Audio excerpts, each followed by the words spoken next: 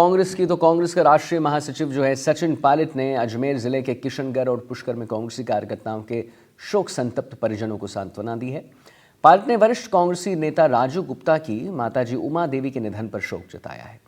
हम आपको बता दें, मीडिया से बात करते हुए सचिन पायलट ने कहा कि आरपीएससी के पुनर्गठन मामले में प्रदेश सरकार को तत्काल फैसला लेना चाहिए। वहीं बीजेपी पर निशाना साधते हुए पायलट ने कहा है कि बीजेपी का चुनाव से पहले जो वादा था वो अब खोखला साबित हो रहा है। बीजेपी नेताओं ने राजस्थान में चुनावी वादे किए, पर 10 महीने बीत जाने के बाद भी वादे पूरे करने में राजस्थान सरकार नाकाम है। पायलट ने कहा है कि ग्रामीण इलाके में आज भी बिजली पानी की भारी संकट है। पायलट ने एसआई भर्ती परीक्षा पेपर लीक प्रकरण में सरकार से तुरंत निर्णय लेने की मांग की। उन्होंने भर्ती परीक्षा रद्द करने के सवाल पर कहा कि यह निर्णय सरकार का है।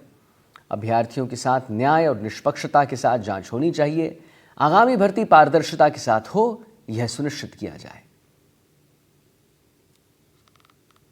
प्रदेश सरकार को तुरंत प्रभाव से निर्णय लेने चाहिए।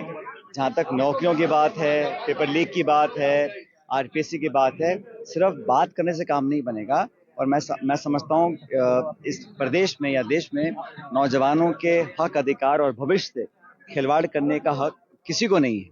और कोई भी दल हो, कोई पार्टी हो, लेकिन नौजवानों के भविष्य से खिलवाड़ कोई नहीं कर सकता। और मुझे लगता है निष्पक्ष जांच हर चीज की होनी चाहिए।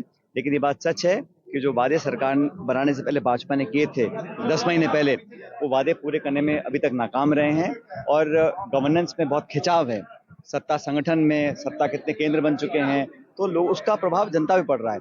और खासकर ग्रामीण क्षेत्रों में बिजली पानी का भयंकर संकट रहा है इन गर्मियों के अंदर। और डेवलपमेंट इश्यूज पे सरकार पिछड़ रही है, सब जानते हैं इस बात को। किसानों की आमदनी दुगनी हो पाई है, और क्या जो गरीब और अमीर की खाई बढ़ गई है, क्या सरकार ने कदम उठाए हैं? चंद लोगों को फायदा पहुंचाने के लिए नीतियों का निर्माण होता है। और इस देश में जिस निष्पक्षता से काम होना चाहिए वो हो नहीं रहा है। और हम सवाल पूछते हैं, अगर हम संविधान की मूल भावना को सुरक्षित रखने का, संघर्ष करने का ऐलान करते हैं, तो भाजपा को क्यों परेशानी होती है? भारतीय जनता पार्टी को चुनाव हार जीत से ज्यादा गवर्नेंस पर ध्यान देना चाहिए।